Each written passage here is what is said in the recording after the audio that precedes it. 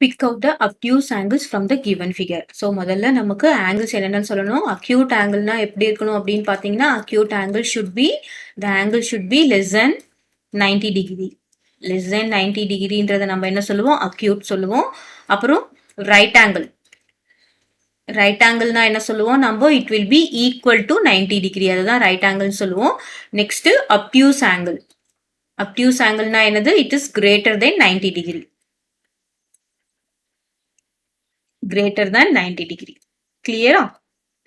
இப்போ நமக்கு என்ன கேட்டிருக்காங்க, அக்யூஸ் ஆங்கிள் கேட்டிருக்காங்க. அதான் வந்து எது எதெல்லாம் கிரேட்டர் தென் 90 டிகிரியோ அதெல்லாம் அக்யூஸ் ஆங்கிள் அப்படின்னு நம்ம மார்க் பண்ணணும். ஸோ ஃபர்ஸ்ட் ஒன் பார்த்தீங்கன்னா 101. 101 90யோட கிரேட்டர் தானே, அப்போ இது என்ன ஆங்கிள் பார்த்தீங்கன்னா அக்யூஸ் ஆங்கிள் தான்.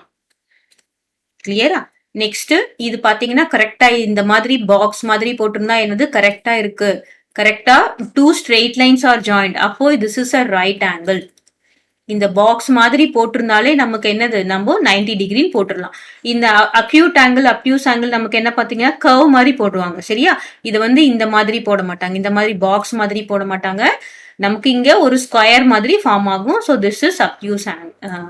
இது இந்த மாதிரி போடுறது நம்ம என்னது, ரைட் ஆங்கிள் அப்படின்னு சொல்லுவோம். Next 129 degree. 129 டிகிரி என்னது, கிரேட்டர் தென் 90 டிகிரி தானே. So this is obtuse.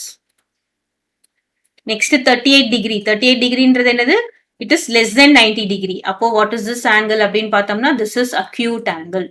அப்புறம் 89. 89 இருந்து அதுவும் லெஸ் தென் 90 டிகிரி தான், and this is also acute.